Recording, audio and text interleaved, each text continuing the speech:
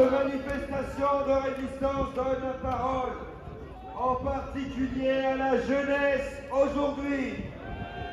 Avec plusieurs intervenants, nous commençons par une intervenante étudiante qui a fondé l'Aube française, un média en ligne défendant la liberté de la France. Je vous prie d'applaudir Lorraine Jacqueline.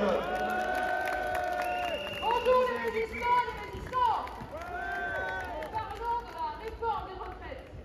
Si cette réforme des retraites entraîne de nombreuses réactions, et à juste titre, c'est qu'elle va au-delà du sujet de la retraite.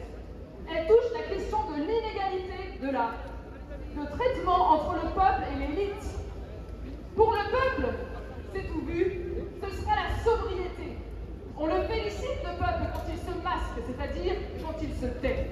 On le félicite, le peuple, lorsqu'il se confine, c'est-à-dire lorsqu'il s'emprisonne. On le félicite également, le peuple, quand il ne se chauffe plus suffisamment, c'est-à-dire lorsqu'il rentre dans la misère. Et on le félicite également, ce peuple, lorsqu'il travaille toujours plus pour gagner toujours moins, c'est-à-dire lorsqu'il rentre en esclavage. Or, on sait à quel point les décideurs politiques et économiques, eux, ne se privent de rien. Et que Macron n'hésite pas, lui, à dépenser 500 000 € de la poche du contribuable, c'est-à-dire 31 ans de SMIC, pour aller faire ses allers-retours France-Qatar. Pendant que le peuple pays s'échine, travaille, enfin bref, se plie en quatre pour éviter la férule, Macron, lui, gaspille. Il jette par la fenêtre notre argent, des centaines de milliards. Et nous remplissons ce tonneau des danaïdes toujours plus percé. Et c'est pourtant à nous qu'on vient faire la leçon. C'est à nous qu'on vient faire la morale. C'est à nous qu'on dit de faire des efforts, toujours plus d'efforts.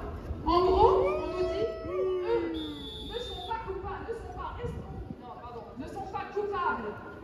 Mais ils sont responsables et nous, on nous fait croire que nous sommes responsables, alors que bien sûr, nous ne sommes pas coupables.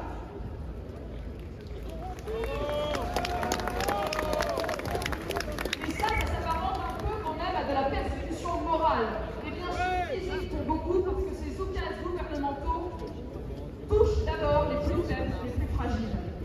On comprend bien donc que l'objectif de la réforme des retraites, ce n'est pas de réduire les dépenses, ce n'est pas d'arriver à un équilibre imaginaire en 2030, et c'est encore moins d'améliorer le montant des pensions.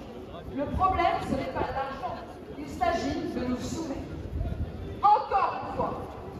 Alors la meilleure façon de leur répondre à ceux qui ne sont grands que parce que nous sommes à genoux, c'est comme l'écrit la Boétie, d'être résolu de ne point servir et de rester libre. Liberté!